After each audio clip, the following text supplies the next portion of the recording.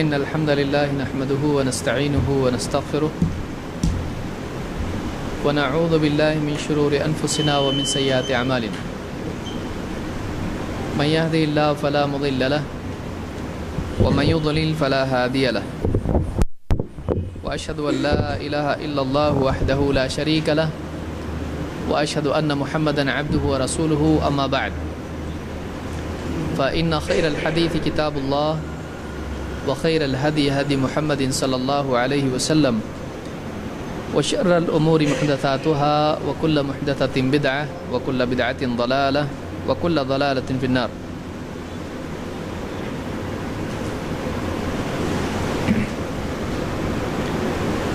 پچھلے دروس میں اصول الفقہ کے سلسلے میں اور اصول الفقہ میں جو باتیں ہم کو دیکھنی ہیں، جس میں سب سے پہلی چیز فقہ کے بارے میں ہم نے دیکھا تھا.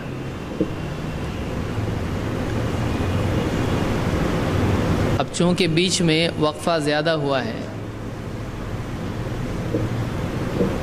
اس لیے بہت ممکن ہے بہت سی باتیں اس میں آپ بھول چکے ہوں، لہٰذا مختصراً اس کا اعادہ کرنا ضروری ہے. فقہ کے لغوی معنی کیا ہے؟ اب تھوڑے الفاظ آپ کو دھیرے دھیرے سیکھنا پڑے گا. لغوی، بعض لوگ لغوی پڑھتے ہیں اس کو. لغو کے معنی ہوتے ہیں بے فائدہ، لیکن یہ کیا ہے؟ لغت کے اعتبار سے. لغت یعنی ڈکشنری. تو لغت کے اعتبار سے کیا معنی ہے، ڈکشنری کے اعتبار سے کیا معنی ہے؟ فقہ کے فہم، سمجھ، یا آپ کہیں گے اس کو گہری سمجھ. کیا تقلید فقہ ہے؟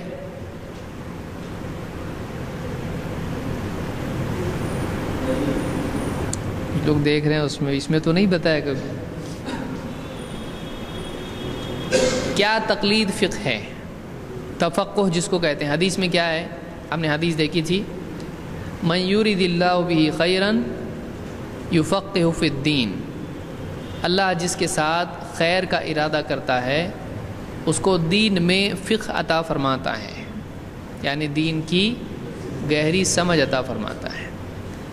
تو کیا تقلید فقہ ہے یا تقلید کرنے والا فقیہ ہوتا ہے؟ نہیں. کیوں نہیں بھائی؟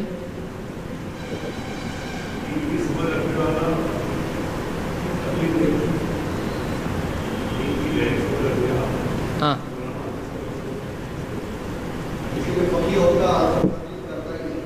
اگر وہ فقیہ ہوتا تو تقلید نہیں کرتا. تقلید کیا ہے؟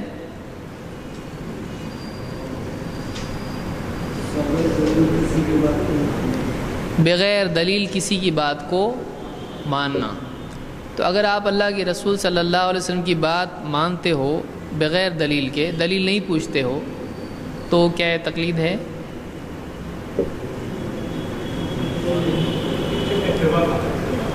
اتباع کا ٹھیک ہے، لیکن ڈیفینیشن کیا ہے آپ کی؟ بغیر دلیل کسی کی بات کو ماننا. تو اللہ نے حکم دے دیا اقیموا الصلاۃ، آپ نے اللہ کی بات مان لی، تو بغیر دلیل پوچھی اللہ سے، دلیل کیا ہے اس کی؟ پوچھی نہیں، کبھی بھی نہیں پوچھے. تو کیا یہ تقلید ہے یا نہیں ہے؟ بغیر دلیل کے کسی کی بات کو مان لینا تقلید ہے. تو کسی اللہ اور اس کے رسول کی تقلید کر سکتے ہیں، کرنا چاہیے، لیکن علماء کی تقلید نہیں کرنا چاہیے. تو یہ ایک خاموش اعتراف ہے کہ یہ تقلید ہے. ہاں، اتباع نہیں.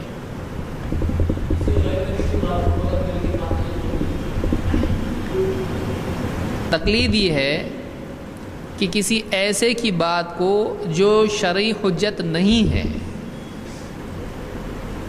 بلا دلیل مان لینا. سمجھا؟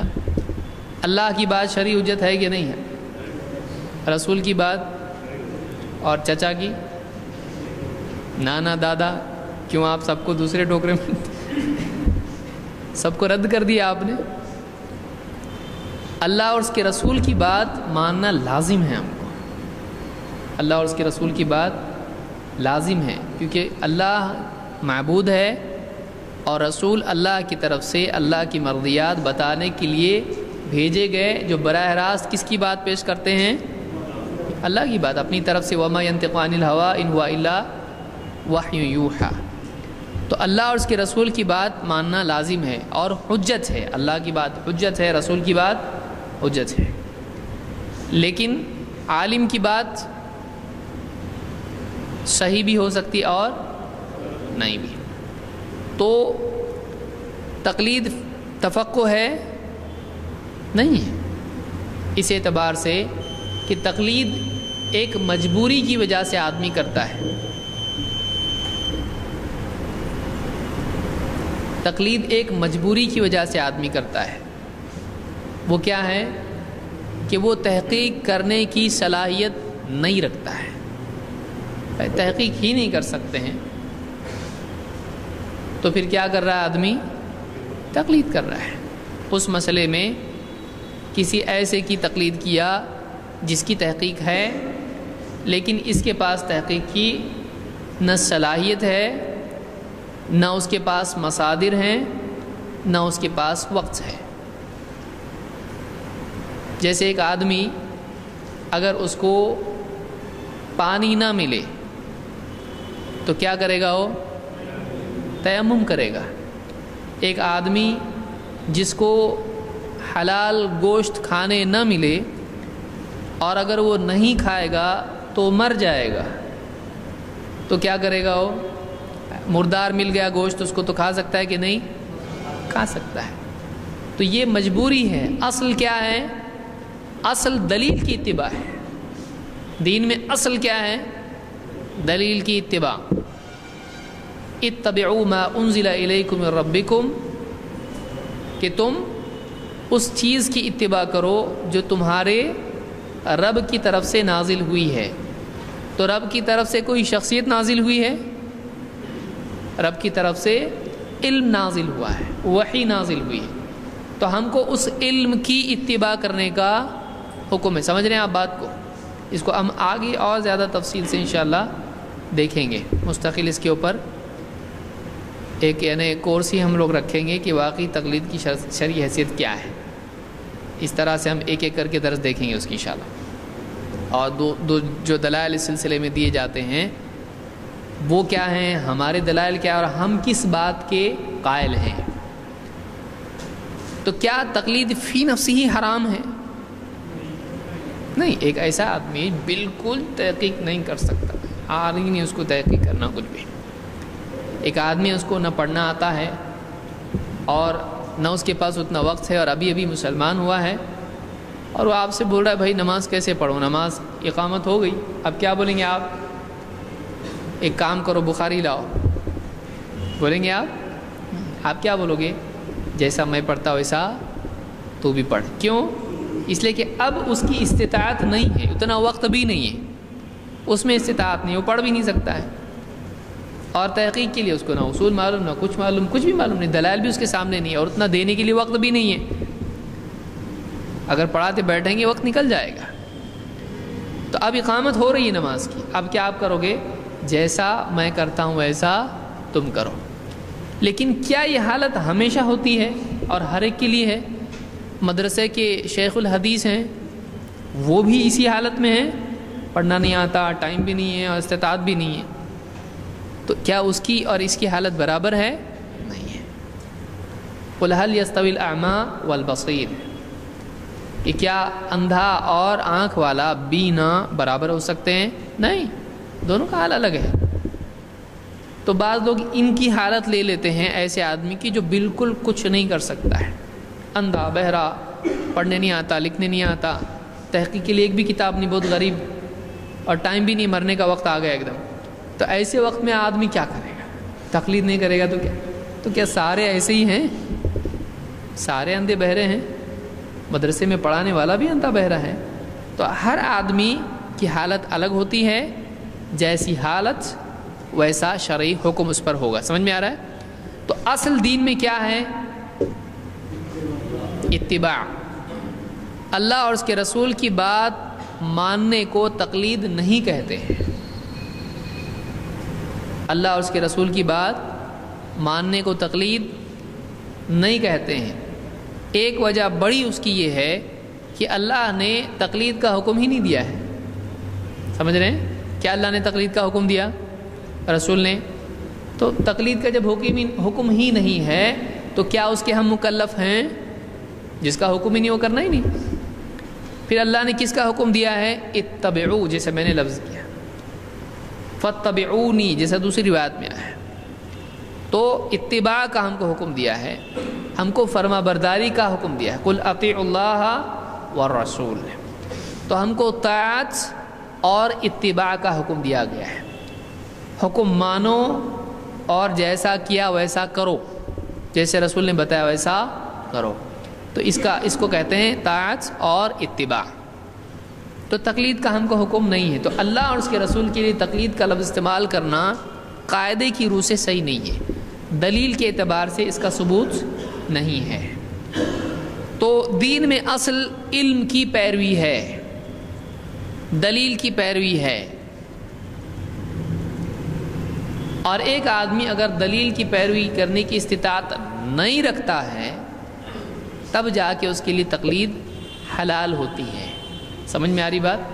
تب جا کر اس سچویشن میں اگر وہ آدمی دلائل اس کے پاس آ جائیں، کسی ایک مسئلے میں اس کے پاس دلیل نہیں تھی، اب ظاہر بات ہے جیسا بتایا اس نے نماز پڑھا، اب اس کے پاس دلیل آ گئی، تو اب وہ کیا کرے گا؟ دلیل کی اتباع کرے یا جیسا میں نے بتاتا ہوں ویسا کرو اس کی اتباع کرے؟ کیوں؟ اصل حکم کیا ہے؟ نماز میں آپ کو قبلہ معلوم نہیں تھا، اب آپ لوگوں سے پوچھ رہے ہیں، کوئی بتانے کے لیے تیار نہیں، یا کسی نے بتا دیا ادھر ہے قبلہ۔ اب آپ ہندوستان میں، اب آپ نے نماز پڑھنا شروع کی، فجر کی نماز یا کوئی نماز دوسری، اور آپ کو نماز کے بیچ میں درمیان میں کسی معتبر ذریعے سے معلوم ہو گیا کہ قبلہ یہاں نہیں ہے، قبلہ یہاں ہے، تو اب کیا کرو گے آپ؟ تو اب آپ نے دل میں گمان کیا تھا کہ یہاں قبلہ ہوگا، آپ پڑھ رہے ہیں، لیکن نماز ہی میں آپ کو کسی نے بتا دیا یہاں قبلہ نہیں ہے، میں جانتا ہوں قبلہ یہاں، اس لیے کہ ایسا، تو نماز کی حالت میں آپ کو کیا کرنا پڑے گا؟ اپنے گمان سے، ادھوری تحقیق سے آپ کو واقعی تحقیق کی طرف آنا پڑے گا، دلیل کی طرف آنا پڑے گا، آپ کو قبلہ تبدیل کرنا پڑے گا۔ تو ایک آدمی کے پاس جب تک کہ قطعی علم نہیں ہوتا ہے تب تک کے لیے اس کے لیے گنجائش ہے کہ وہ کسی کی بات مانے، ایسے کی جس کی تحقیق ہے، لیکن اگر اس کے پاس تحقیق ہو جاتی ہے، دلیل اس کے پاس ہوتی ہے، تو کیا اب بھی وہ اس کی بات مانے گا؟ اب اس کے پاس کیا لازم ہے؟ دلیل کی اتباع کرنا، کیونکہ اصل دین میں کیا ہے؟ اصل اتباع ہے، علم کی پیروی ہے، اصل تقلید نہیں ہے۔ وہ مجبوری میں مردار کھانے کی طرح ہے، سمجھ لیں آپ، وہ مجبوری میں تیمم کرنے کی طرح ہے، یہی بات ابن قیم وغیرہ نے کہی ہے۔ تو اصل دین میں اتباع اور یعنی علم کی پیروی ہے، تقلید وہاں ہوتی ہے جہاں بالکل علم نہیں ہے۔ تو ظاہر بات ہے مردار آدمی دعوت دے آپ کو، لو مردار کی کھاؤ، اور آپ کھا رہے ہیں اور آپ کو بتایا یہ تو مردار ہے، بولے ارے تو حرام ہے، بولے قرآن میں ہے نا، قرآن میں اجازت ہے کہ نہیں مردار کھانے کی؟ نہیں ہے، قرآن سے آپ کو بتا دوں دلیل، تو قرآن میں مردار کھانے کی اجازت ہے، تو آپ کو اگر یہ دلیل دے تو آپ کھائیں گے؟ نہیں، تو قرآن سے بتا دیا، دلیل بھی دے دیا آپ کو مردار کھانے، فمن اضطر غیر باغ ولا عاد فلا اثم علیہ، یہ گناہ نہیں اس کے اوپر ہے، ہاں مجبوری میں ہے۔ تو جو چیز مجبوری میں ہو اس کو مجبوری کے ساتھ رکھا جائے گا یا عام کیا جائے گا؟ آپ کے پاس یعنی سب کچھ ہے، کھانے کے لیے حلال چیزیں موجود ہیں، اس صورت میں آپ مردار کھا سکتے ہیں؟ نہیں کھا سکتے ہیں۔ یہ فرق یاد رکھیں۔ تو یہ درمیانی چیز ہے، غلو اور تقصیر، افراط و تفریط دونوں کے بیچ میں۔ کہ ایک یہ کہ کوئی آدمی کہنے لگے کہ تم مجتہد بن جاؤ، خود فتوے دینے لگو، قرآن حدیث سے خود استنباط کرو، یہ بھی ظلم ہے۔ جو آدمی نہیں کر سکتا، میرے کو نہیں آتا ہے بھائی، تو اس کو بول نہیں تو کر ایسا کر سکتا ہے، وہ نہیں کر سکتا، اس کو کچھ بنیادی چیزیں حاصل کرنی پڑیں گی۔ اتنا بھی نہیں کہ ایک دم ہمالیہ پہاڑ ہو، اس کو کچھ دلائل اس کے پاس نہیں ہے، اس کو معلوم نہیں کیسا مطلب سمجھتے ہیں، تو اب اس کو زبردستی آپ مجتہد بنا دو گے، یہ بھی غلط ہے۔ اور دوسرا آدمی وہ ہے جس کے پاس دلیل ہے، اس کو سمجھ میں آ رہا ہے کہ بات یہی ہے، اس کو بھی آپ کہو کہ نہیں تم دلیل کے پیچھے نہیں چل سکتے، تم کو کیا کرنا پڑے گا؟ کسی کے پیچھے چلنا پڑے گا۔ یہ بھی کیا ہے؟ ظلم ہے۔ کیوں؟ اس لیے کہ دلیل کے مقابلے میں کسی کی بات نہیں چلتی ہے۔ ٹھیک؟ تو یہ بات معلوم ہوئی کہ مقلد فقیہ نہیں ہوتا ہے، اس پر فقیہ کا اطلاق نہیں ہوگا۔ وہ ایسی ہوگا جیسے اللہ جس کے ساتھ بھلائی کا ارادہ کرے اس کو تقلید کی توفیق دے دیتا ہے، یعنی اس کو مجبوری دے دیتا ہے کہ اس کو علم کے بغیر کسی کے پیچھے چلنے والا بنا دیتا ہے؟ نہیں، کیونکہ اللہ نے کیا فرمایا؟ قُلْ هَلْ يَسْتَوِي الْأَعْمَى وَالْبَصِيرُ، اے نبی کہو کہ کیا اندھا اور آنکھ والا برابر ہو سکتے ہیں؟ تو اللہ نے ترجیح کس کو دی یہاں پر؟ آنکھ والے کو۔ آنکھ والا کون ہے اور اندھا کون ہے؟ دیکھیے دنیوی اعتبار سے آنکھ کا یہ اندھا ہونا کوئی عیب ہے؟ تو اللہ کی طرف سے اس کی تقدیر میں اللہ نے رکھا ہے، اس کے اوپر جنت بھی اس کو مل سکتی ہے اگر وہ صبر کرے۔ لیکن ایک اندھاپن ہوتا ہے بصیرت اور علم کے اعتبار سے، کہ ایک آدمی یعنی دلیل کے بجائے گمان پر چلنے لگے، جو اس کو صحیح لگتا ہو کرنے لگے، وہ دلیل کی اتباع نہ کرے بلکہ گمانوں کے پیچھے چلنے لگے۔ اور دوسرا وہ ہے کہ جو دلیل کی اتباع کرے اور صراط مستقیم پر ہو، دونوں میں کیا ہے؟ فرق ہے۔ تو قُلْ هَلْ يَسْتَوِي الْأَعْمَى وَالْبَصِيرُ، کہو کہ آنکھ والا اندھا اور بینا دونوں برابر ہو سکتے ہیں؟ نہیں۔ آنکھ والا خود دیکھ کے چلتا ہے، اس کو دکھائی دے رہا راستہ، وہ چل رہا ہے۔ اندھا کیا کرتا ہے؟ اس کو دیکھنے کا ذریعہ اس کے پاس نہیں ہے، وہ کیا کرے گا؟ لاٹھی کا سہارا یا کسی کے کندھے پر ہاتھ رکھ کے چلے گا۔ کیا وہ برا ہے؟ برا ہے ایسا کرنا اندھے کے لیے؟ لاٹھی کے سہارے سے چلنا اور کسی کے کندھے پہ ہاتھ رکھ کے چلنا غلط ہے۔ آنکھ والا ایسا کرنے لگے تو آنکھ بند کر کے لاٹھی لے کے چل رہا ہے، ارے ان کو کیا ہوا؟ کل تو اچھے تھے۔ بولے نہیں، یعنی اندھے لوگ چلتے نا ایسا، کیا صحیح ہے اس کے لیے؟ اس کے لیے برا ہے۔ بھائی تو کیوں ایسے چل رہا ہے؟ اللہ نے تجھ کو آنکھ دی ہے، تیرے پاس دیکھنے کا ذریعہ ہے، تو خود دیکھ کے چل سکتا ہے، پھر بھی تو آنکھ بند کر کے چل رہا، پھر بھی تو لاٹھی کے سہارے چل رہا، تو کیا لوگ اس کو اچھا کہیں گے؟ کیا وہ شریعت کی نگاہ میں اچھا ہے؟ شریعت کی نگاہ میں بھی اچھا نہیں ہے۔ یہ ناشکری ہے کہ اللہ نے آنکھ دی، اس کا استعمال نہیں کر رہا ہے، اور ٹھوکر کھائے گا، دوسرے کو بھی تکلیف دے گا، خود بھی تکلیف میں جائے گا۔ تو فقہ کے بارے میں ہم نے دیکھا کہ فقہ گہری سمجھ کو کہتے ہیں، اور یہ ایک مطلوب چیز ہے۔ کیا فقہ مطلوب ہے یا نہیں؟ مطلوب کس کو بولتے ہیں؟ جو چاہیے، بعض اوقات دوسرا ہی معلوم نہیں ہوتا ہے کہ یہ کیا ہے۔ کیا فقہ مطلوب ہے یا نہیں؟ مطلوب ہے۔ کون بولا آپ کو؟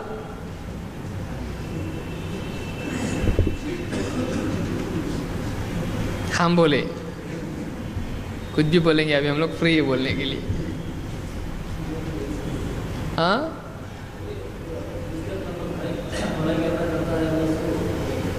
وہ تو اللہ دیتا ہے نا بھائی، تو مطلوب ہے کیسے معلوم پڑا؟ مطلوب کس کو بولتے ہیں؟ پہلے یہ بولو، مطلوب کس کو بولتے ہیں؟ مطلوب طلب کرنے کو کہتے ہیں ایسی چیز جس کی طلب کی جائے، جس کو چاہا جائے، ڈیزائربل جس کو آپ کہیں گے، جس کی طلب ہونا چاہیے انسان میں۔ تو کیا فقہ کی طلب ہونا چاہیے یا نہیں؟ یا تقلید کی، کیا اللہ مجھ کو ایسا دے دے کوئی جس کے پیچھے میں آگ بن کر کے چلوں، یہ، یا اے اللہ مجھ کو علم دے دے، دونوں میں سے کیا چاہیے؟ کیوں؟ کیسا معلوم پڑا آپ کو؟ کیا مصیبت ہے، پہلے دن ستا رہے ہیں۔ اللہ کے نبی صلی اللہ علیہ وسلم نے دعا کی تھی، کیا دعا تھی وہ؟ کیا آپ نے دعا کی؟ اللہ نے حکم دیا آپ کو؟ حکم دیا ہے، وَقُلْ رَبِّ زِدْنِي عِلْمًا، یعنی علم کی زیادتی کی دعا کا کیا آ رہا ہے اوپر سے؟ کس کو؟ تو معلوم ہوا کہ علم کی طلب ایک مطلوب چیز ہے۔ تو کیا تقلید علم ہے؟ تقلید کیوں کر رہا ہے؟ آپ کسی سے بھی پوچھو کیوں تقلید کر رہے ہیں، اپنے پاس علم کدھر ہے؟ تو معلوم ہوا تقلید علم کا نام ہے نہیں ہے، وہ علم کے نہ ہونے کی وجہ سے کرتا ہے۔ اگر علم ہوتا تو تقلید کرتا، علم ہوتا تو تقلید نہیں۔ سمجھ رہے ہیں بات کو آپ؟ اس سے ہم کو فقہ کی اور اصول فقہ کی اہمیت معلوم پڑے گی، اور فقہ کے جو معنی لوگ لیے ہوئے ہیں اس کا فرق بھی سمجھ میں آئے گا، واقعی معنی فقہ کے کیا ہے۔ کہ اگر علم ہوتا آدمی کے پاس تو تقلید کیوں کرتا ہو؟ تقلید کرنے کی وجہ اس سے آپ پوچھو۔ آپ مقلد ہیں؟ ہاں مقلد ہیں۔ بھائی کیوں تقلید کر رہے ہیں آپ؟ ارے بھائی علم کدھر ہے اپنے پاس؟ اچھا تو علم نہیں رہا تو تقلید کی جاتی ہے۔ تو معلوم ہوا کہ علم الگ ہے اور تقلید الگ ہے۔ تو تقلید کو علم کہہ سکتے ہیں، وہ کسی آدمی کے بارے میں علم تو ہو سکتا ہے، لیکن شریعت کا علم ہے کیا؟ وہ نہیں ہے۔ میں کسی کے پیچھے اسی لیے چل رہا ہوں بھائی، اس لیے کہ مجھ کو واقعی معلوم نہیں کہ شریعت کیا ہے۔ سمجھ میں آیا اتنا؟ تو کیا فقہ مطلوب ہے؟ اس کی دلیل کیا ہے؟ وَقُلْ رَبِّ زِدْنِي عِلْمًا، یا اسی طرح سے طلب العلم فریضۃ علی کل مسلم، علم کا طلب کرنا ہر مسلمان پر فرض ہے۔ تو معلوم ہوا مطلوب تقلید نہیں ہے، مطلوب علم ہے۔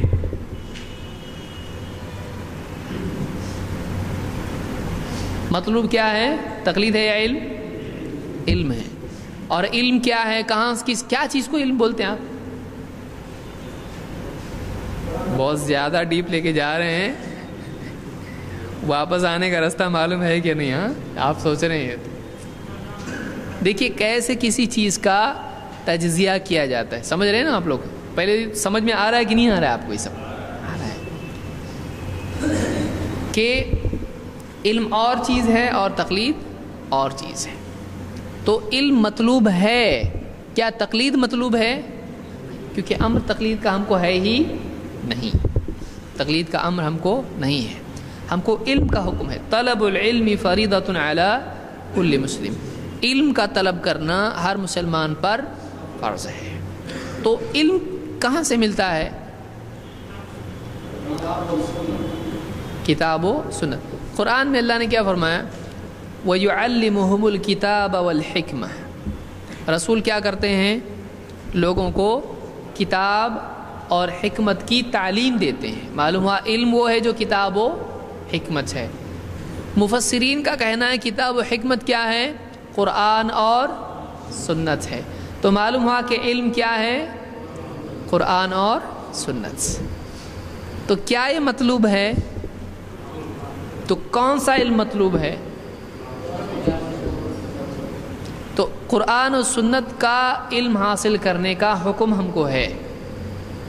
اگر وہ کسی میں استعداد نہیں ہے، وہ نہیں کر پایا، تو کیا کرے گا؟ وہ تقلید کرے گا۔ تو ایسے آدمی کے لیے گنجائش ہے، کچھ ہی نہیں اس کے پاس، تو کیا کرے گا بیچارہ؟ وہ خود تیر ہی نہیں سکتا ہے، کوئی ہاتھ پکڑ کے بچا کے لائے گا اور پوچھے گا کودا کیوں اندر؟ تو فطری بات ہے۔ تو ایک بات یہ معلوم ہوئی کہ ہم کیوں علم حاصل کر رہے ہیں اور کیا علم حاصل کریں؟ ان دونوں کا جواب ہم کو مل گیا. ہم کو علم حاصل کرنے کا حکم ہے تو معلوم ہوا کہ علم حاصل کرنا چاہیے ہم کو، نہ یہ کہ ہم آنکھ بند کر کے کسی کے پیچھے چلیں. اور یہ چیز مطلوب ہے، اگر یہ نہیں کر سکتا ہے تو پھر آدمی کو کسی کے پیچھے چلنا چاہیے اتنی دیر تک جب تک کہ اس کے پاس علم نہیں ہے.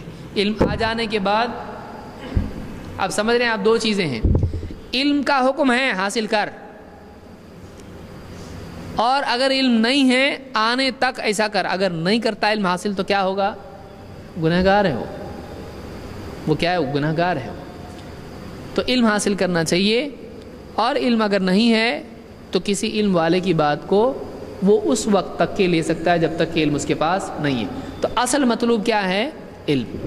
ہاں اگر کسی میں استعداد نہیں ہے، ابھی ٹھیک ہے بھائی حاصل کرنا چاہتا ہوں لیکن یاد ہی نہیں رہتا کچھ، تو ایسا آدمی معذور ہے، یا اتنا مجبور ہے، وہ اتنا مصروف ہے دنیا کے اندر کہ اس کے پاس اگر وہ اس میں لگ جائے گا تو نہیں کر پائے گا.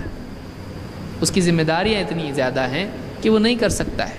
تو ایسی مجبوری میں صلاحیت نہیں ہے، ان چیزوں میں وہ کسی کی بات مان سکتا ہے جن کا علم اس کے پاس نہیں. لیکن اگر علم آ جاتا ہے تو اب اس کے لیے جائز نہیں ہوگا کہ وہ علم کی بجائے کسی کی بات کو مانے. سمجھ میں آیا؟ کیونکہ اللہ نے کیا فرمایا؟ اتبعوا ما انزل الیکم من ربکم ولا تتبعوا من دونہ اولیاء، کہ تم اللہ کی طرف سے جو نازل ہوا ہے اس کی اتباع کرو. تو معلوم ہے کہ اتباع کس کی جائے گی؟ اللہ کی طرف سے نازل ہونے والے علم کی. سمجھ میں آیا؟ ٹھیک. فقہ کے لغوی معنی کیا ہے؟ گہری سمجھ کے. اور اصطلاح میں فقہ کس کو کہتے ہیں؟ دین کی گہری سمجھ. اور اس کی ایک ڈیفینیشن ہم نے دیکھی تھی جو عام طور سے فقہا یا علماء ذکر کرتے ہیں. کیا ہے وہ؟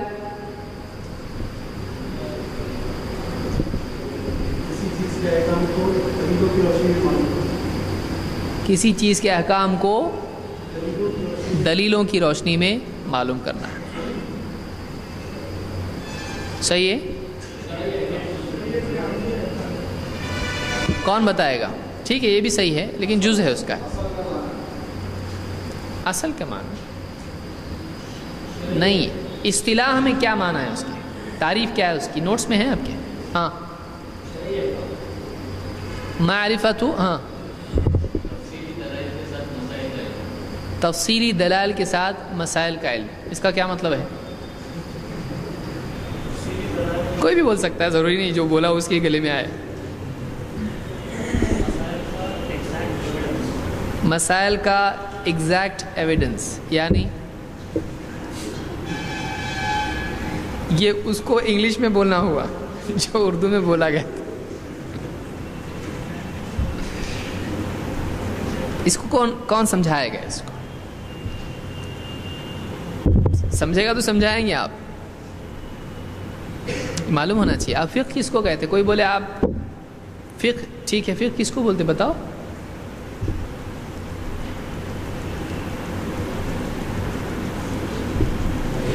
دیکھیے میں اس کی ڈیفینیشن: معرفت الاحکام الشرعیہ العملیہ بادلتها التفصیلیہ. شریعت کے عملی احکام کی معرفت اس کے تفصیلی دلائل کے ساتھ. اب آگے کون سمجھاتا ہے اس کو؟ کون بتایا؟ کس کو سمجھایا ہوں میں اس کو؟ 2 درس ہوئے نا میرے خیال سے، وہ اسی لیے میں مجھ کو لگا تھا کہ ہوگا ایسے. ہاں کیا ہم نے کچھ دیکھا تھا اس سلسلے میں؟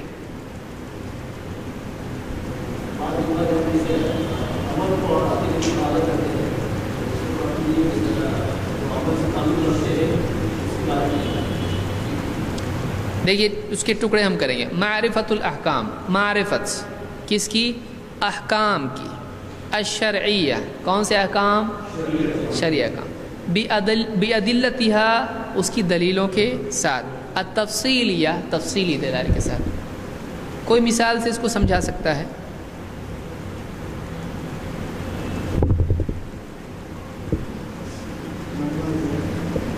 سمپل قربانی.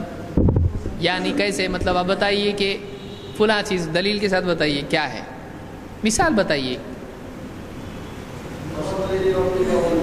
فصلی لربک وانحر، کیا ہے یہ؟ اس سے کیا ہوا مطلب؟ اپنے کو بولنے آنا چاہیے، یہ دیکھو ایسا اس لیے ایسا، کیونکہ ایسا، چونکہ ایسا، تو کیا ایسا؟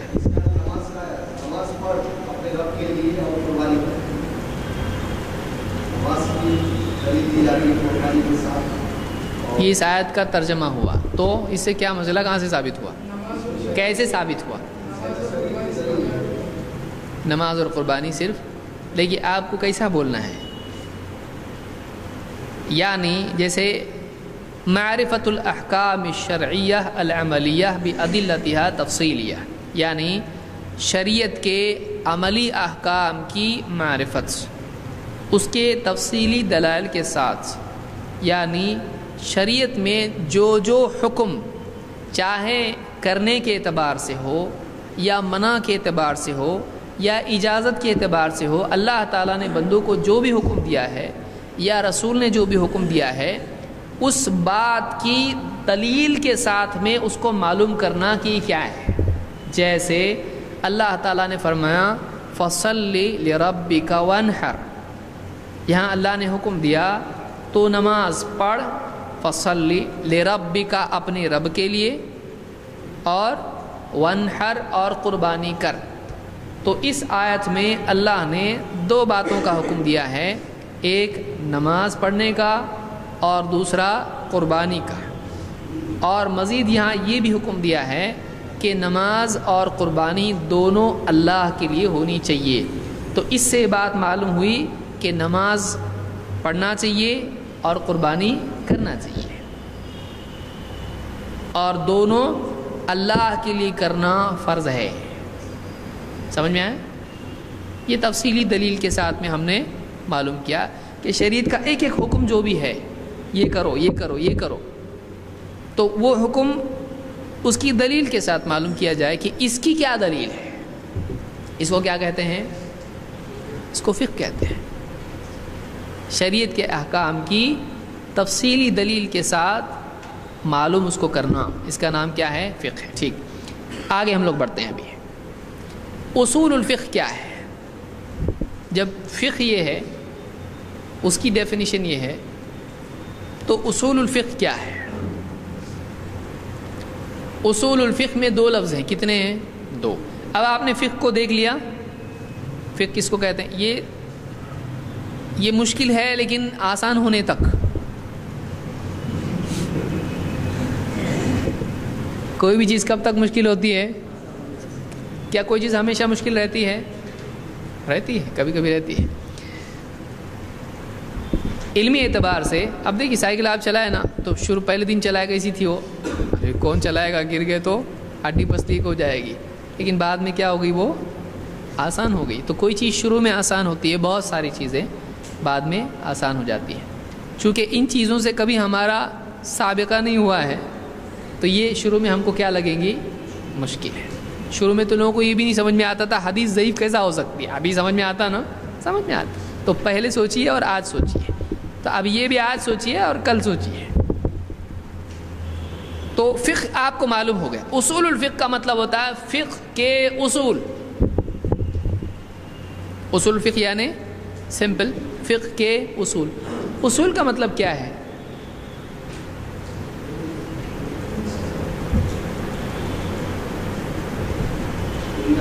اصول کا مطلب اصول،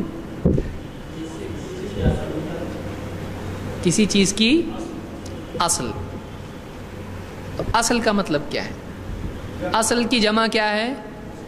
اصول، اور اصول کئی ہوتے ہیں اور اصل، تو اصل کا مطلب کیا؟ تو اصول اپنے آپ آ جائے گا۔ جڑ کو بولتے ہیں اصل، پیڑ کی جڑ، اور فاؤنڈیشن ایسی چیز جس پر کسی چیز کوئی دوسری چیز ٹکی ہو، جیسے دیوار، گھر کی جو فاؤنڈیشن یا بنیاد یا پایا جس کو آپ کہتے ہیں، اس پر دیوار کیا ہوتی ہے، اور پوری بلڈنگ اوپر کی کس پر ٹکی ہوتی ہے؟ بنیاد پر، اس پر پوری بلڈنگ ٹکی ہوتی ہے، اس کو اصل کہتے ہیں۔ اصل الجدار، جدار کے معنی دیوار کے ہوتے ہیں۔ اور جیسے پیڑ ہوتا ہے، اس کی جڑ ہوتی ہے. پورا پیڑ کس پر ٹھہرتا ہے؟ جڑ کے بغیر آپ باہر پیڑ رکھیں گے تو رکے گا؟ وہ جڑیں اس کو پکڑی ہوئی ہوتی ہیں، پورا تنا اس پر قائم ہوتا ہے اور پورا پیڑ اس کے بعد اس میں ہوتا ہے. تو کوئی چیز ایسی جس پر باقی چیزیں ٹکی ہوئی ہوں اس کو کیا کہتے ہیں؟ اصل کہتے ہیں. اور کئی ہوں تو اس کو کیا کہیں گے؟ اصول. اسی طرح سے اصل عربی زبان میں اس اعتبار سے بھی استعمال ہوتا ہے کہ کسی سے دوسری چیزیں نکلی ہوئی ہوں کہ اس کی یہ اصل ہے، تو اس سے باقی چیزیں نکلی ہیں تو اس کو بھی کیا کہتے ہیں؟ اصل کہتے ہیں. تو یہ اس اعتبار سے عربی زبان میں یہ استعمال ہوتا ہے کہ ایک چیز پر دوسری چیز ٹکی ہو یا اس میں سے کچھ چیزیں نکلی ہوں. جیسے قرآن کریم میں اللہ تعالیٰ نے فرمایا أَلَمْ تَرَ كَيْفَ ضَرَبَ اللَّهُ مَثَلًا كَلِمَةً طَيِّبَةً كَشَجَرَةٍ طَيِّبَةٍ أَصْلُهَا ثَابِتٌ وَفَرْعُهَا فِي السَّمَاءِ. سورہ ابراہیم آیت نمبر 24.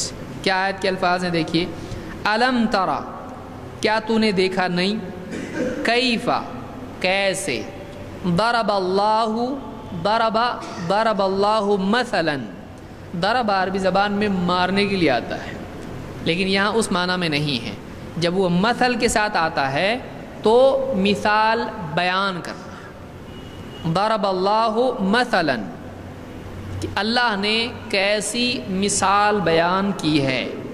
کلمۃ طیبۃ کلمہ طیبہ کی، پاک عمدہ بات کی، یعنی لا الہ الا اللہ. کشجرۃ طیبہ اس کی مثال اللہ نے کیسی بیان کی؟ ایک عمدہ پیڑ کی طرح سے. اصلها ثابت اس کی جڑ ثابت ہے، جمی ہوئی ہے، مضبوط ہے. وفرعها اور اس کی فرع اس کی شاخیں فی السماء آسمان میں. کیا تو نے دیکھا نہیں اللہ نے ایک عمدہ پیڑ کی یعنی کیسی مثال بیان کی؟ کلمہ طیبہ کی، توحید کی، ایمان کی. اس کی جڑ کہاں ہے؟ زمین میں مضبوط ہے. اور اس کی شاخیں کہاں ہیں؟ یہ مومن کی مثال ہے، ایمان کی مثال ہے کہ مومن کے دل میں ایمان ایک دم پختہ ہوتا ہے، توحید ایک دم پختہ ہوتی ہے، جس کی وجہ سے اس کے اعمال آسمان تک پہنچتے ہیں قبولیت کے اعتبار سے. ٹھیک ہے، تفسیر میں آپ اس کو جا کے دیکھیں گے. ٹھیک ہے سب کے پاس تفسیر ہے؟ سب کے پاس کم سے کم احسن بیان ہوگی آپ کے پاس یا کوئی اور تفسیر ہے؟ آپ اس کو تلاش کریں گے. اگلے ہفتے میں پوچھوں گا اس کو کہ کیا تفسیر آپ نے پڑھی. تو اس میں اللہ نے دو لفظ استعمال کیے، اصل اور دوسرا فرع.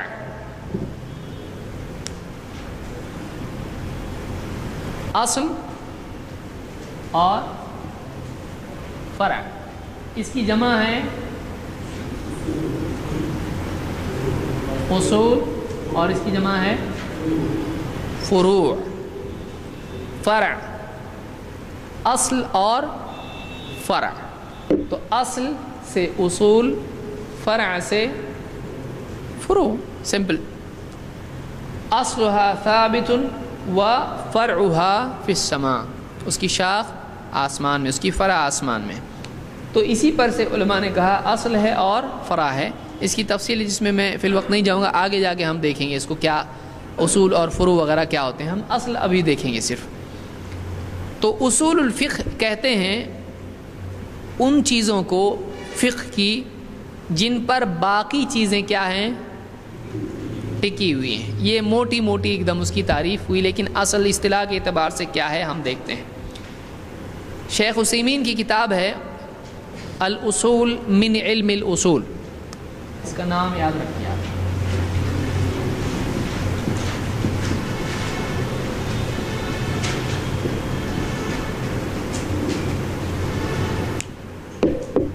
الاصول من علم الاصول، اصول کے علم میں سے کچھ اصول.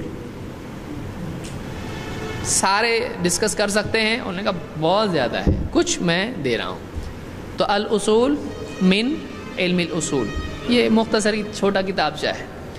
اس میں کہتے ہیں اصول الفقہ کی تعریف کیا ہے، ڈیفینیشن کیا ہے، اصول الفقہ کو ڈیفائن کیسے کریں گے ہم. کہتے ہیں علم یبحث عن ادلۃ الفقہ الاجمالیہ وکیفیۃ الاستفادۃ منها وحال المستفید. آپ کے پاس نہیں ہے اس لیے سنیے اس کو، دیکھیے کیا ہے. لکھنا چاہیں لکھ سکتے ہیں.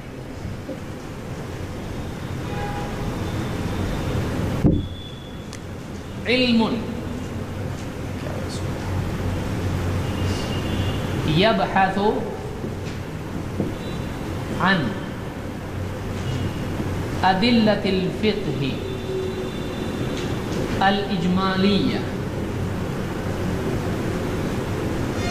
و کیفیۃ الاستفادۃ منها وحال المستفید. کیا مصیبت ہے.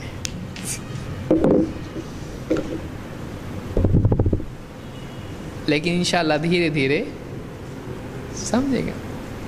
نہیں سمجھا تو سمجھ گیا، ایسا ہوتا ہے نا.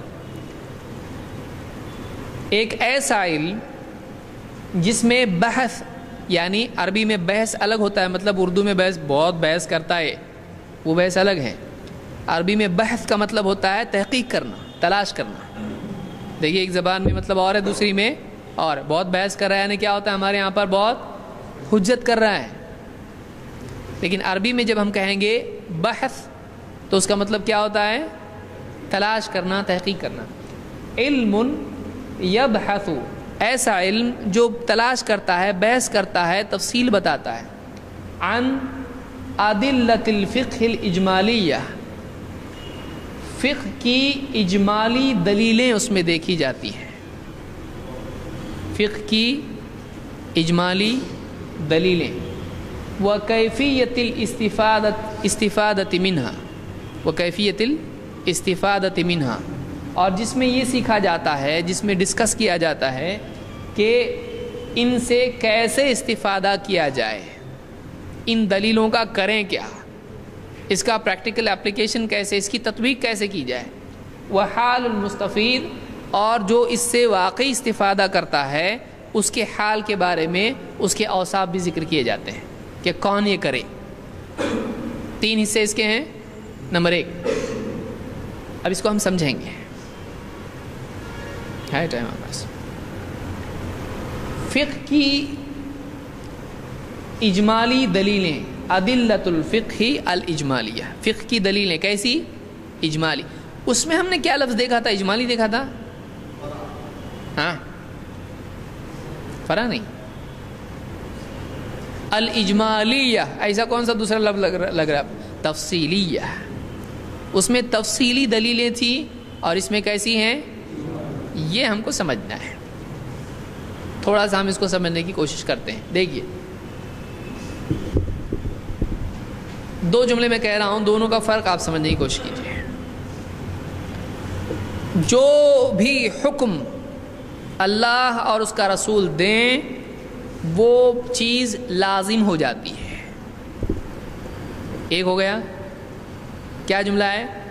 اللہ اور اس کے رسول جس چیز کا حکم دے دیں وہ لازم ہو جاتی ہے. ایک جملہ یہ ہے.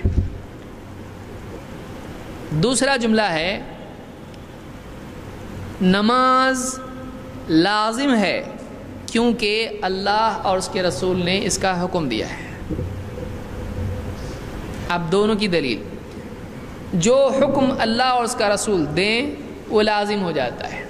قل اطیعوا اللہ اور رسول فإن تولوا فإن اللہ لا يحب الکافرین.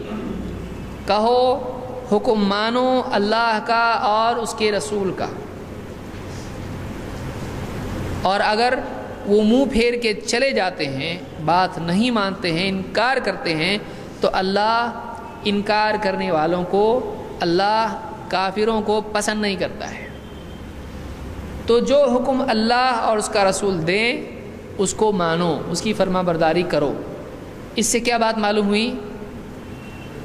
اللہ اور اس کے رسول کا ہر حکم کیا ہوتا ہے؟ لازم ہوتا ہے، نہیں مانے تو کیا ہو جاتے؟ کافر ہوتے ہیں۔ کون سا حکم؟ کوئی خاص حکم بتا رہے ہیں یہاں پہ؟ اجمالی ہے، اس میں اجمال ہے، ڈیٹیل ہے، اس میں ڈیٹیل نہیں ہے، اس میں ڈیٹیل نہیں ہے۔ تو اجمالی دلیل سلسلے میں بحث کس میں ہوتی ہے؟ اصول الفقہ میں۔ لیکن اب یہاں ہم نے کیا دیکھا؟ اللہ نے فرمایا اقم الصلاۃ لدلوک الشمس الی غسق اللیل وقرآن الفجر۔ یہاں پر اللہ نے کیا؟ اقم الصلاۃ لدلوک الشمس، دلوک الشمس سورج کا ڈھل جانا، ڈھلنا غروب ہونا نہیں ہوتا ہے، ڈھلنا یعنی ڈھل جانا، یعنی کون سا وقت ہے وہ؟ ظہر کا ڈھلنا، سر پہ سے ڈھلنا، تو وہ ظہر کا وقت ہے۔ تو اللہ نے نماز کے قائم کرنے کا حکم دیا۔ تو یہاں پر ایک خاص حکم ہے، اور وہاں پر کس حکم کے بارے میں بات ہو رہی تھی؟ وہاں یہ بتایا جا رہا تھا حکم دیے تو ماننا پڑتا ہے، یہاں کیا بتایا جا رہا ہے؟ یہ حکم ہے، سمجھ میں آ رہا ہے؟ تو اس آیت کا تعلق اصول الفقہ سے ہے، جو کچھ رسول اور اللہ اور اس کے رسول کا حکم ہے مانو، اس آیت کا تعلق کس سے ہے؟ اصول الفقہ سے ہے۔ اور اس آیت کا تعلق فصل لربک وانحر جیسے ہے، اقیم الصلاۃ وآتوا الزکاۃ، یہ کس سے ہے؟ یہ فقہ سے ہے کہ اللہ نے ایک خاص عمل کا حکم دیا ہے، کہ کیا حکم دیا ہے؟ نماز ادا کرو، تو اس کا حکم ہے کہ نہیں؟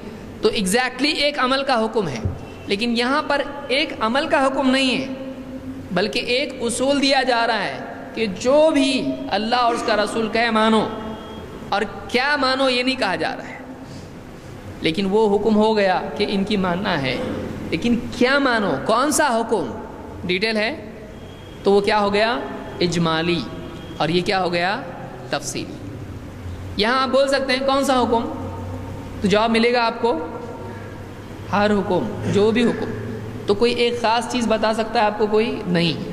لیکن یہاں پر بول سکتے ہیں آپ کون سا حکم، تو آپ کو بتایا جائے گا کہ نہیں؟ نماز۔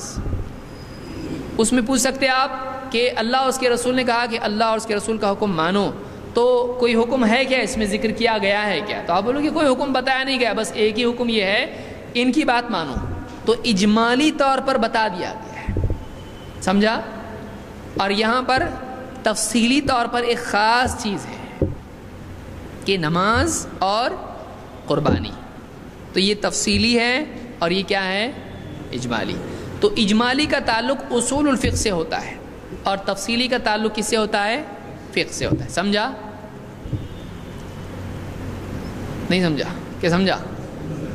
تو ایک بات تو معلوم ہوئی کہ فقہ کا تعلق تفصیلی دلائل سے ہوتا ہے۔ ہر عمل کے بارے میں نماز فرض ہے کہ نہیں، جواب آپ کو کہاں سے ملے گا؟ آپ کو فقہ میں ملے گا، نماز ایسی یہ حکم اللہ کا ہے، یہ حکم اللہ کا ہے، اس سے اللہ نے منع کیا ہے، اس سے رسول نے منع کیا ہے، یہ کر سکتے ہیں، یہ نہیں کر سکتے ہیں، تو یہ کہاں ملے گا آپ کو؟ فقہ میں۔ لیکن کیا چیز کر سکتے ہیں، کیسے معلوم ہوتا ہے کوئی چیز کر سکتے ہیں کہ نہیں؟ کیسے معلوم ہوتا ہے کون سی چیز لازم ہے نہیں؟ کیسے معلوم پڑے گا کون سی چیز حرام ہے نہیں؟ اس میں کسی ایک چیز کا نام آ رہا ہے؟ اس میں ایک اجمالی طور پر اصول بتایا جا رہا ہے، کیسے معلوم کریں کون سی چیز فرض ہے، کیسے معلوم کریں کون سی چیز حرام ہے؟ تو یہ کس میں ڈسکس ہوگا؟ نماز فرض ہے کہ نہیں ہے، یہ کہاں آئے گا؟ فقہ میں آئے گا، سمجھا؟ تو اعمال کے تفصیلی دلائل فقہ میں ہوتے ہیں، لیکن کون سا عمل کیا حیثیت رکھتا ہے یہ کس میں دیکھا جاتا ہے؟ اصول فقہ میں۔ یعنی ہم کیسے معلوم کریں کون سی چیز لازم ہے، کون سی چیز حرام ہے، کون سی چیز جائز ہے نہیں ہے، کیسے معلوم پڑے گا جائز کیسے بولنے کا کسی چیز کو؟ مثال کے طور پر ایک مثال دیتا ہوں آپ کو۔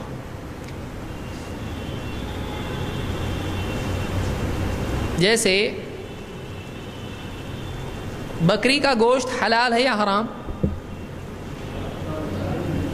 ابھی کھا رہے ہیں، ختم بھی نہیں ہوا ہے ابھی۔ یہ کیا نیا مسئلہ نکالے آپ؟ بکری کا گوشت حلال ہے؟ کیسے معلوم پڑا آپ کو؟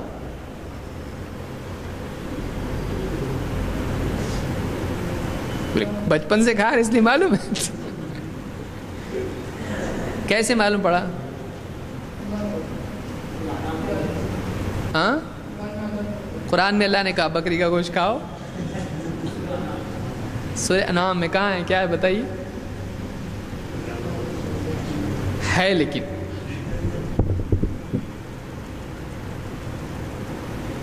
اللہ کے نبی صلی اللہ علیہ وسلم نے بکری ذبح کی، ایک اپنی طرف سے اور گھر والوں کی طرف سے، اور دوسری آپ نے ذبح کی. اور آپ نے صحابہ کو کہا کہ تم اپنی قربانی کا جو گوشت ہے وہ 3 دن سے زیادہ مت رکھو. پھر اگلے سال صحابہ نے پوچھا تو آپ نے کیا کہا؟ کھاؤ، کلو، کہا نا، وَتَصَدَّقُوا وَادَّخِرُوا، کہ کھاؤ اور اس میں سے صدقہ بھی کرو اور سنبھال کے بھی رکھو. اس زمانے میں فریج نہیں تھا، آج اس کا اپلیکیشن زیادہ پاورفل ہے. سنبھال کے رکھو، فریج میں رکھ رہے ہیں. تو آپ نے یہاں کیا کہا؟ قربانی کا گوشت. تو معلوم ہوا کہ بکری کا گوشت کیا ہے؟ کھا سکتے ہیں، کیونکہ آپ نے کھانے کے لیے کہا ہے یہاں پر. تو یہ ایک تفصیلی چیز ہے. لیکن ہم اصول الفقہ میں کیا کرتے ہیں کہ کوئی چیز لازم کب ہوتی ہے، یہ کب ضرورت پڑتی ہے. آپ کوئی آدمی بولے کیوں اتنا زیادہ آپ ڈیپ میں جا رہے ہیں، خام خواہ کی مصیبت بلا کیوں گلے میں مول لے رہے؟ جو کچھ ہے اس کو جیسا نبی نے کیا ویسا کرنا ہے، بس ختم. اس میں اصول اور یہ کون سی چیز کب لازم ہوتی ہے نہیں ہوتی ہے، کیا ضرورت ہے اس کی؟ اگر ایسا کوئی سوچے تو آپ کیا کہہ سکتے ہیں اس کو؟ اصول فقہ کی ضرورت کیا ہے بھائی؟ خالی فقہ کافی نہیں آپ کے لیے. یہ حلال، یہ حرام، ایسا ویسا، بس ختم ہو گیا. آپ کو کیا ضرورت ہے کون سی چیز کب حلال ہوتی ہے، کون سی چیز کب لازم ہوتی، کون سی چیز کب منع ہوتی ہے؟ ضرورت ہے کیا اس کی؟ ضرورت ہے تو کیوں ضرورت ہے اس کی؟ ہاں، اصل سے اس کی نسل آئے گی. آپ کیسا ایکسپلین کرو؟ کوئی آدمی اگر آپ کو آرگیو کرتا ہے، کیونکہ یہ دیکھیے یہ ڈسکشن ہے ہمارا، اس میں آپ کو میں پڑھا دوں یہ کتاب میں ایسا لکھا ہوا ہے، سب پڑھ کے سنا دوں تو فائدہ ہے اس میں؟ واقعی فائدہ اس کا نہیں ہوگا. آپ کو مطلب 4 طریقے سے سوچنا چاہیے اس کو، چاروں اینگل سے دیکھنا چاہیے اس کو کہ واقعی یہ کیوں کر رہے ہیں ہم لوگ. کیونکہ آدمی کے لیے واقعی سمجھداری یہ ہے کہ میں یہ کیوں کر رہا ہے اس کو معلوم ہو. اتنا علم ضروری ہے کہ نہیں؟ کر رہا، بس کر رہا. یہ اس کا نام کیا ہے؟ آپ لوگوں کو پوچھو ایسا کیوں کر رہے بھائی؟ سب کر رہے ہیں، ہم بھی کر رہے ہیں. تو یہ کیا ہے؟ تو ہم کو معلوم ہونا چاہیے ہم کیوں کر رہے ہیں، کیا ضرورت ہے. کون بتائے گا اس کی کیا ضرورت ہے؟ ہاں، تاکہ گمراہی سے بچیں. یہ اجمالی جواب ہوا، اصولی جواب ہوا. یہ تفصیلی جواب کیا ہے اس کا؟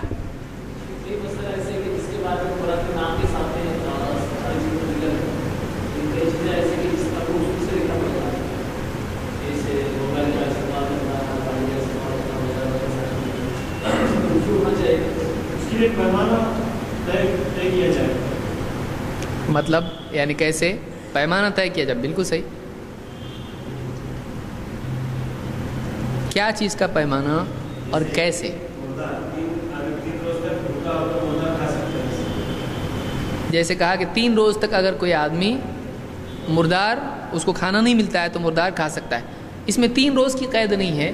اگر اس کو لگتا ہے کہ وہ مر جائے گا، اگر نہیں تو پہلے دن بھی اگر اتنا بھاگا ہے وہ جنگل میں کہ ایک دم اس کو پورا ڈرین ہو گیا، اس کا جسم کی طاقت ختم ہو گئی، اور ایسا لگتا ہے کہ اگر نہیں تو پیٹ ایک دم پھٹ جائے گا یا کچھ بھی ہو جائے گا، اس کو مر جائے گا. تو اگر اس کو خود اس کو جج کرنا ہے خود کہ میری حالت کیسی ہے، اسی میں کہیں مر تو نہیں جاؤں گا نہیں کھاؤں گا. تو جب بھی اس کو ایسا لگتا ہے، اس کو خود فیل ہوتا ہے کہ اب میں حرکت نہیں کر سک رہا ہوں یا میری بری جان نکل گئی ہے، کھاؤں گا نہیں تو کچھ ہو جائے گا، مجھ کو مر جاؤں گا، تو ایسی صورت میں کیا کر سکتا ہے؟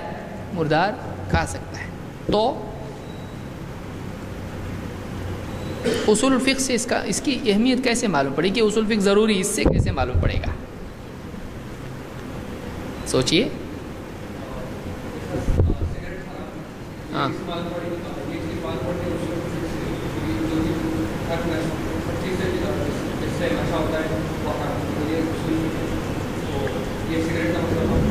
اب یہ ایک نیا مسئلہ کھڑا کر رہا ہے کہ کیا سگریٹ میں نشہ ہے. جم برابر جم شرابی ہوتا سگریٹ پی کے کچھ بھی بول رہا ہے آدمی. وہ ایک الگ چیز ہے کہ یہ مسکر ہے یا نہیں ہے، یہ ایک الگ چیز ہے.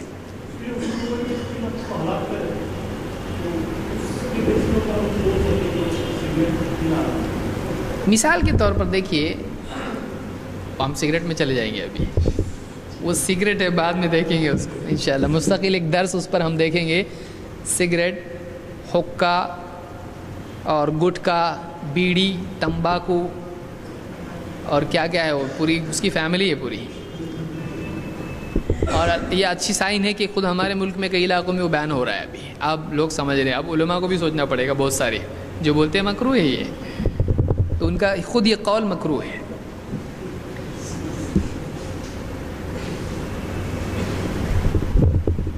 تو اصول الفقہ میں مثال کے طور پر ایک آدمی ہے، اس نے کوئی حدیث پڑھی. ابھی دوسرا حصہ بھی اس میں ہم دیکھیں گے، وہ کیفیت الاستفادۃ منہا، کہ جو دلائل ہیں مختلف، ان دلائل سے کیا مطلب لیا جائے. مثال کے طور پر اللہ کے نبی صلی اللہ علیہ وسلم کی حدیث ہے، اجعلوا آخر صلاتکم باللیل وترا، اپنے رات کی آخری نماز وتر کو بناؤ. ہم نے اصول الفقہ میں دیکھا کہ رسول کی مانو، اللہ نے کہا ٹھیک. اب اس کا اطلاق اس پر کیا جائے یا اس کی تطبیق عملی اس کی جائے تو کیا یہ حکم ہے یا نہیں؟ اجعلوا عربی زبان کے قاعدے کے اعتبار سے یہ صیغہ امر ہے، یعنی اس میں ایک کمانڈ ہے، حکم ہے کہ نہیں، کرو. حکم کس کو بولتے ہیں اب ہم نہیں جائیں گے اس میں کہ امر کس کو کہتے ہیں. عربی زبان میں طریقے کیا ہیں وہ ہم جب تفصیل سے کچھ سالوں بعد اصول فقہ دیکھیں گے تب ہم انشاءاللہ اس میں دیکھیں گے کہ صیغہ امر کیا ہوتا ہے. وہاں پر یعنی علیکم کا لفظ آتا ہے، کتبہ کا لفظ آتا ہے، یا جیسے اللہ نے فرمایا کہ وعلی الذین یطیقونہ، یا اس طرح سے دوسری بھی جو آیتیں ہیں جس میں علی حق علی حق کا لفظ آتا ہے، کتب علیکم الصیام کا لفظ آتا ہے، اور اس طرح کے بہت سارے الفاظ آتے ہیں. تو اس سے معلوم ہوتا ہے کہ عربی زبان کا قاعدہ ہے کہ جب ایسا کیا جائے تو اس میں حکم ہوتا ہے. حکم بولتے کس کو ہے؟ تو اب حکم آ گیا تو حکم کیا ہو گیا؟ لازم. لیکن حدیث میں ہے کہ اللہ کے نبی صلی اللہ علیہ وسلم نے وتر کے بعد 2 رکعتیں پڑھی. تو اب یہاں پر آپ نے حکم کس کا دیا؟ آخری نماز. اور آپ نے آخر میں وتر کے بعد بھی پڑھی، اور ایک روایت میں ابن حبان وغیرہ کیا آپ نے پڑھنے کے لیے کہا بھی. تو اب کیا کریں گے اس کا؟ تو اب اصول الفقہ میں یہاں ضرورت پڑتی ہے. اب آپ کو دیکھیے فقہ میں کیا تھا، یہ دلیل عمل کرو، یہ دلیل عمل کرو، یہ دلیل عمل کرو، کرنا ہے تو کرو، منع کیا تو رک جاؤ. ٹھیک. اصول الفقہ میں یہ ہوتا ہے کہ اب مختلف دلائل کا کریں کیا، ان کو دیکھ کر اس میں ایسا ہے، اس میں ایسا ہے، اس میں ایسا ہے. اب ان سب کو ملا کے مطلب کیا لوں میں؟ یہ اس کی ضرورت کہاں آتی ہے؟ یہ اس میں کون مدد کرتا ہے؟ اس میں اصول الفقہ مدد کرتا ہے کہ انسان کو اصول معلوم ہو کہ رسول اللہ صلی اللہ علیہ وسلم کسی چیز کا اگر حکم دیتے ہیں تو وہ چیز کرنا ہے، لیکن آپ صلی اللہ علیہ وسلم کی اتباع کا بھی تو ہم کو حکم ہے. سمجھ رہے ہیں کہ جو رسول نے کہا وہ مانو، اور یہ بھی تو ہے فاتبعونی، میری اتباع کرو. تو ہم وتر کے بعد پڑھیں اس کے لیے بھی فاتبعونی دلیل ہے کہ نہیں ہے؟ اور یہاں پر آخری نماز وتر کو بناؤ، یہ بھی کس کی طرف سے مل رہا ہے؟ اس کے لیے بھی. تو اس کے لیے اجمالی دلیل ہے، اس کے لیے کیا ہے؟ تفصیلی دلیل ہے. تو کیا رسول حق بات کے خلاف کرتے ہیں؟ پھر رسول نے حکم کس چیز کا دیا؟ آخری نماز بناؤ، اور پڑھ کے بتایا بھی. اگر ایک چیز کا حکم رسول سے مل جائے، دیکھیے مثال کے طور پر، دوسری اس کے ضمن میں حدیث لا رہا ہوں میں، لولا ان اشق علی امتی لامرتہم بالسواک عند کل صلاۃ. اگر مجھے اپنی امت کی مشقت تکلیف کا ڈر نہیں ہوتا تو میں انہیں ہر نماز کے وقت مسواک کرنے کا حکم دیتا. اس حدیث سے کئی باتیں معلوم ہوئی. ایک، اللہ کے رسول صلی اللہ علیہ وسلم اگر حکم دے دیتے تو وہ چیز کیا ہو جاتی؟ اس لیے آپ نے کیا کیا؟ حکم نہیں دیا. تو معلوم ہوا کہ مسواک کرنا، اب کوئی آدمی آ کے آپ سے پوچھتا ہے کہ ٹھیک ہے آپ مسواک اللہ کے نبی صلی اللہ علیہ وسلم کرتے تھے، اب اگر میں مسواک نہیں کروں تو گناہ گار ہوں گا کہ نہیں؟ ایسی کوئی حدیث ہے کہ مسواک اگر آپ نہیں کرتے تو گناہ نہیں ہوتا ہے؟ پھر آپ کیسا بول رہے گناہ گار نہیں ہوں گا؟ دلیل ہے آپ کے پاس؟ کیسے؟ ہاں، اب آپ اس کو جواب دے سکتے ہو کس بنیاد پر؟ اصول فقہ یا تفقہ کی بنیاد پر، کہ دیکھو اللہ کے رسول صلی اللہ علیہ وسلم نے امت کی مشقت ہو جائے گی اس لیے حکم نہیں دیا، کہ اگر حکم دے دیں گے کرنا کیا ہو جائے گا؟ لازم ہوگا، اور اگر نہیں کریں گے تو کیا ہو جائیں گے؟ گناہ گار ہوں گے. جب حکم ہی نہیں دیا اس کا تو وہ کیا ہوا؟ لازم ہوا. اور لازم نہیں ہے تو اگر نہیں کرتا ہے تو گناہ گار ہوا. تو اصول الفقہ کے اعتبار سے آپ کو جب معلوم تھا پہلے سے کہ رسول کا حکم کیا ہوتا ہے؟ لازم ہوتا ہے. لیکن اگر حکم نہیں دیے تو کیا ہوتا ہے؟ لازم. حکم نہیں دیے تو لازم ہوتا کیا؟ نہیں ہوتا ہے. حکم نہیں ہے تو لازم بھی نہیں ہوتا ہے. تو جب گناہ گار ہوگا یا نہیں یہ پوچھا جائے تو آپ کے پاس اگر اصول ہی نہیں ہے تو آپ فیصلہ کر سکو گے کیا؟ اب کبھی ایسا ہوگا کہ ایک مسئلے میں آپ سے سمپل سوال پوچھے کہ بھائی گناہ گار ہوگا کہ نہیں ہوگا، آپ نے ایک حدیث دیکھی اس میں اصول آپ کو معلوم ہے، اس کے اعتبار سے آپ نے جواب دیا. حکم لازم ہوتا ہے، حکم نہیں ہے تو لازم بھی نہیں ہے، تو آپ نے جواب دے دیا، لازم نہیں، گناہ گار بھی نہیں. لیکن کبھی دلائل کیا ہوتے ہیں؟ آپ صلی اللہ، اور ایک مثال اسی کے پیرلل، اللہ کے نبی صلی اللہ علیہ وسلم نے عورت کے بچے ہوئے پانی سے وضو کرنے سے منع کیا. آپ بولیں یہ کیا مصیبت؟ نہیں، اب تک تو یہ معلوم نہیں تھا. اصول فقہ چھوڑو، یہ پہلے بتاؤ ہم کو.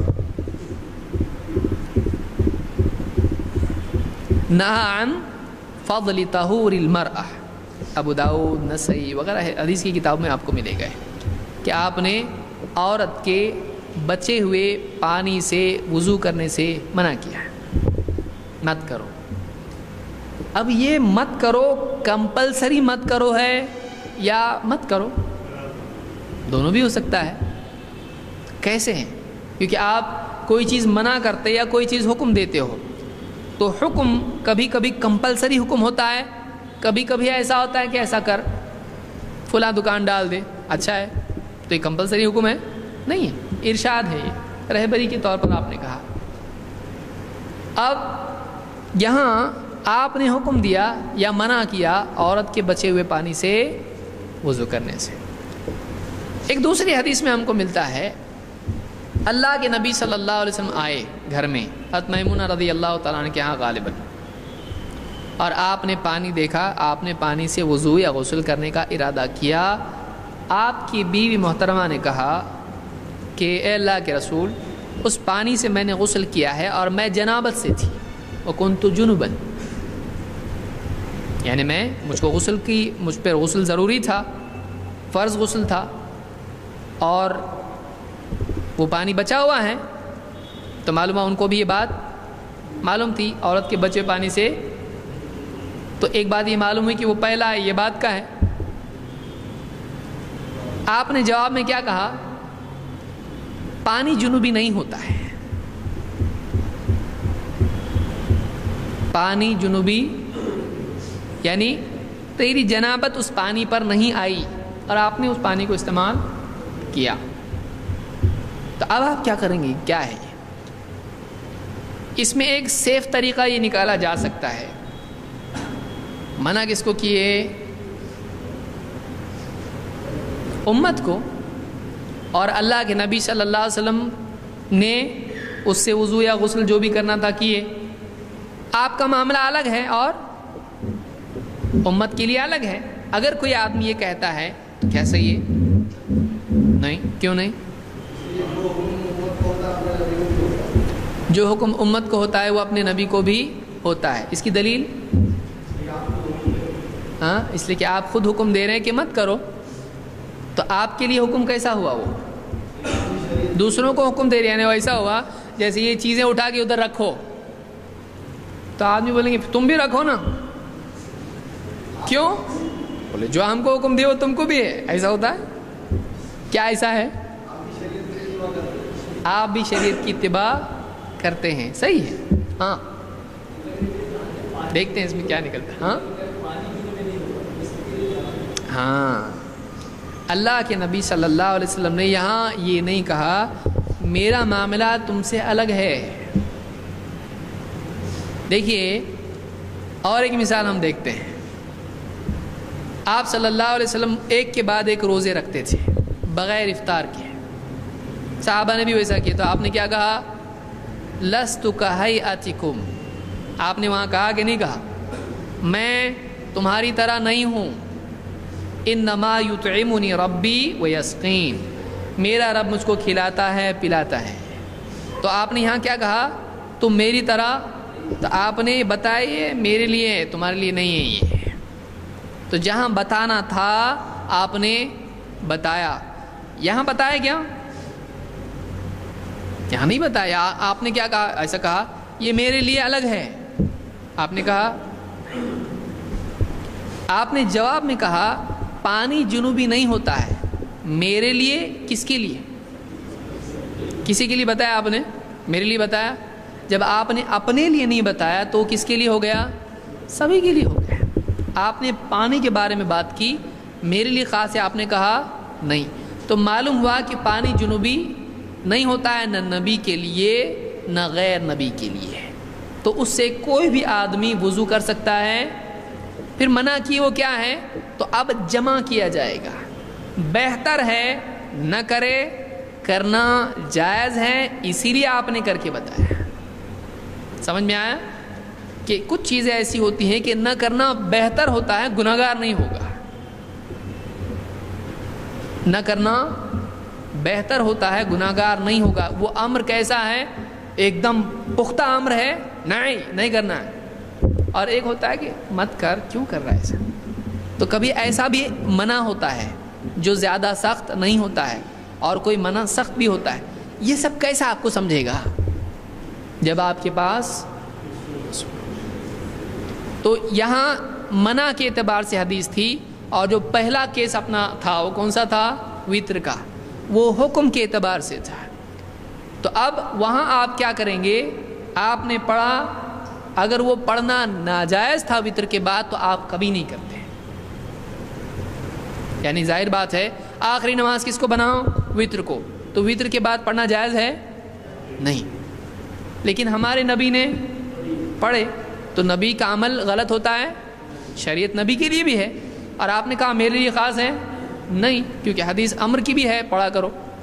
تو معلوم ہوا کہ بہتر یہ ہے کہ آخری نماز کس کو بنائیں، لیکن اگر کوئی آدمی وطر کے بعد پڑھ لیتا ہے تو جائز، اس کے لیے منع نہیں ہے۔ سمجھ میں آیا؟ یہ کیسے معلوم ہوتا ہے؟ جب آدمی کے پاس اصول ہو۔ تو سمجھ میں آیا؟ اصول الفقہ میں ایک تو یہ کہ ہم کو معلوم ہوتا ہے ہم اس میں کس چیز کے بارے میں گفتگو کرتے ہیں؟ فقہ کی دلیلیں کیسی؟ اجمالی کہ کون سی چیز لازم کب ہوتی ہے، کون سی چیز منع کب ہوتی ہے، کون سی چیز جائز کب ہوتی ہے، ناسخ منسوخ، بہت ساری تفصیلیں آگے آئے گی وہ ساری، ڈریے مت آپ۔ دوسرا وکیفیت الاستفادۃ منہا، یہ عن کتاب ہے اس لیے کیفیتی آئے گا یہاں پہ، وکیفیت الاستفادۃ منہا، کہ ان دلائل سے استفادے کی کیفیت، کیسے مطلب نکالنا۔ معلوم ہو گیا کہ رسول حکم دے دے تو لازم ہو جاتا ہے، رسول اگر حکم دے کہ خود ایسا کرے لیکن خاص نہ بتائے تو ایسا ہو جاتا ہے۔ تو اب اس کو کون سے کیس میں کیسا استعمال کرنا، سمجھ میں آیا؟ وہ سمپل اگزامپل اس کا آپ کو اگر دیا جائے، ایکسیلیٹر دبانے سے کیا ہوتا ہے؟ گاڑی تیز ہوتی ہے۔ بریک دبانے سے کیا ہوتا ہے؟ اب کیا کب کیسے کرنا، سمجھ میں آ رہا ہے؟ تو یہ آپ کو ایک ہی چیز معلوم ہو گئی، لیکن یہ بھی تو معلوم ہونا چاہیے کہ بریک کب دبانا چاہیے۔ فل سپیڈ میں گاڑی ہے اور ایک دم آدمی ارجنٹ بریک دبائے، بولے ہم کو تو استاد نے ہی سکھایا گاڑی روکنا ہو تو بریک دباؤ، یہ تو نہیں بتایا گاڑی پلٹی کرنا ہو تو بریک دباؤ۔ سمجھ رہے ہیں آپ کو؟ یعنی ایک آدمی کو کچھ باتیں معلوم ہوں لیکن ان سے فائدہ کیسے اٹھایا جائے، ان کو کیسے کہاں استعمال کیا جائے، یہ بات کہاں کیسے اپلائی کی جائے، وہ بھی تو معلوم ہونا چاہیے کہ نہیں ہونا چاہیے۔ جیسے گاڑی چلانے کا معاملہ ہے، دبانا ہے بھاگے گی آگے، روکنا ہے بریک دباؤ، لیکن اس کا اپلیکیشن کب ہے؟ بہت تیز ہے تو نہیں، تھوڑا سلو بریک مارنا پڑتا ہے۔ یہ کیسے کون سا اصول استعمال کیا جائے، اس کی عملی تطبیق کیسے کی جائے، اور مختلف دلائل میں جمع، ترجیح اور نسخ وغیرہ کے کیا معاملات ہیں، یہ بھی کس میں ہوتا ہے؟ کہ اگر دلیلیں ٹکرائیں، دلیلیں اگر بظاہر ان میں تعارض ہو، ٹکراتی، جیسے ہم نے 2 مثالیں دیکھی ابھی، تو کیا کریں گے آپ؟ اب آپ کے لیے سمپل اصول تو یہی تھا کہ حکم دیا تو کرو، منع کیا تو رک جاؤ، لیکن اس کے بالمقابل کیا ہو رہا تھا؟ حکم دیا آخری نماز بناؤ اور اس کے برخلاف نبی کا عمل بھی ہے، اب کیا کریں گے؟ آخری نماز بنائیں گے یا اس کے بعد پڑھنا بھی جائز ہے؟ پڑھ بھی سکتے ہیں۔ اب آپ کو سمجھ میں نہیں آ رہا کہ یہ بھی ہے یہ بھی ہے، تو بہت سارے لوگ کیا کرتے ہیں، یہ حدیث میں جانے کو ہی نہ کو، حدیث کے میدان میں ہی نہیں جائیں گے۔ کیوں ایسا ہوتا ہے؟ اصول الفقہ معلوم نہیں ہونے کی وجہ سے۔ اگر آپ کو اصول فقہ معلوم ہے، آپ مختلف دلائل سے جمع کر کے مطلب لے سکتے ہو، سمجھ میں آیا؟ مختلف دلائل جمع کر کے آپ مطلب لے سکتے ہو۔ تو یہ کس طرح ہوتا ہے؟ وہ کیفیت الاستفادۃ منہا، کہ اصول فقہ میں یہ بھی کہا جاتا ہے، یہ بھی سکھایا جاتا ہے کہ مختلف دلیلوں سے اور اصولوں سے کیسے مطلب لیا جاتا ہے، کنکلوژن پہ، نتیجے پہ کیسے پہنچتے ہیں۔ خالی دلیلیں جان لینا حیرانی بھی ہو جاتی ہے۔ مقصود کیا ہے؟ مقصود یہ ہے کہ اس سے نتیجہ کیسے نکالا جائے، مقصد کیا ہے؟ نتیجہ ہے۔ اور وحال المستفید کون آدمی یہ کر سکتا ہے؟ چلو آج سے معلوم پڑا یہ کرنا ہے، چلو میں بھی کرنا شروع کرتا ہوں، پڑھنا تو آتا نہیں ہے لیکن اجتہاد کریں گے، کیا یہ صحیح ہے؟ نہیں، کہ یہ سارا کام اس کی اجمالی دلیلیں، ان کے بارے میں تحقیق اور غور و فکر، ان کا جاننا، اور مختلف دلائل کو کیسے کہاں اپلائی کیا جائے گا یہ جاننا، اس کے لیے کچھ چاہیے کہ نہیں چاہیے؟ کہ پہلے دن سے آنے لگ جاتا ہے یہ؟ تو کون یہ کر سکتا ہے؟ اس کے کرنے کے لیے کیا صلاحیت آدمی میں ہونا چاہیے، کون سے علوم اس کے پاس ہونا چاہیے، کیا چیز اس کو کرنا چاہیے، یہ بھی کیا ہے؟ اصول فقہ میں ذکر کیا جاتا ہے کہ کون آدمی اس لائق ہوتا ہے کہ یہ کام کرے، یا کسی کو یہ کرنا ہے تو اس کو کیا کیا چیزیں پہلے کرنا چاہیے۔ ظاہر بات ہے کہ جیسے میں نے کہا کہ امر وجوب کے لیے ہوتا ہے، تو ظاہر بات ہے پہلا سوال آپ کا کیا ہوگا؟ امر کس کو کہتے ہیں اور وجوب کس کو کہتے ہیں اور امر کے الفاظ کون سے ہوتے ہیں. تو یہ بھی آپ کو اگر معلوم نہیں ہوگا تو آپ نتیجہ نکال سکتے.